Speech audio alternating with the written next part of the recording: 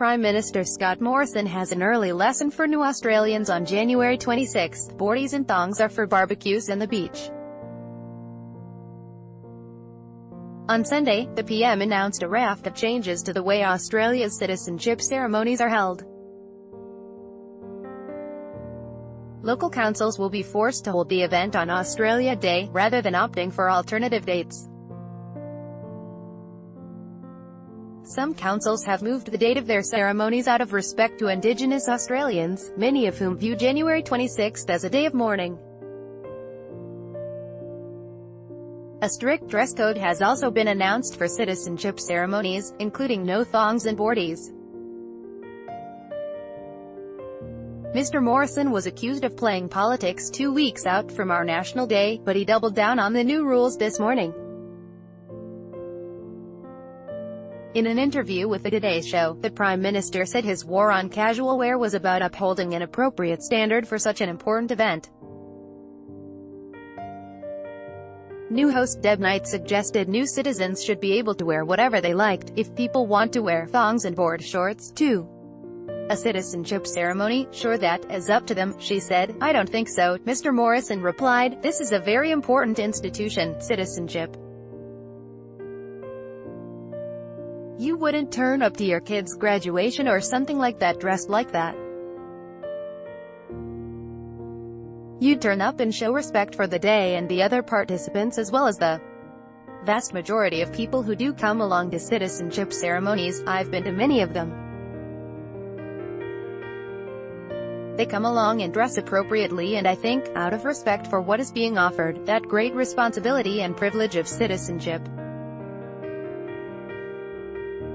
people should dress accordingly. By all means, chuck on the shorts and thongs for later for the barbecue, wherever you happen to be.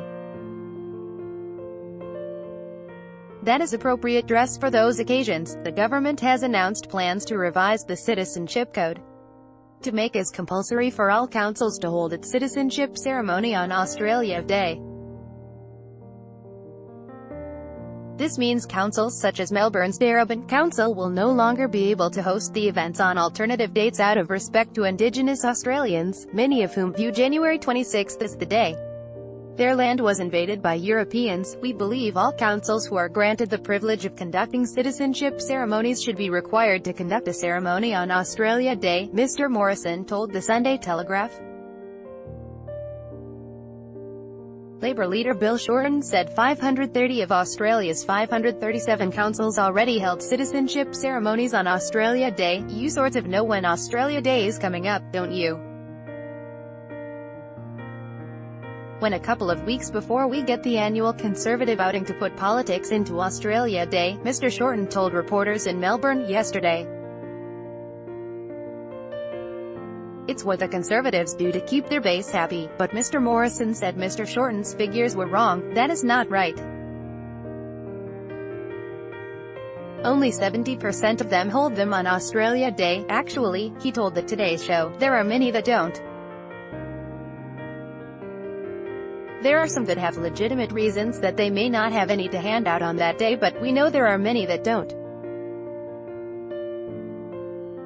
If you want to hold Australia Day ceremonies and be given that privilege, Australia Day is the day, the first day that you must be handing them out, Green Senator Sarah Hanson-Young said Mr. Morrison was creating a fake problem.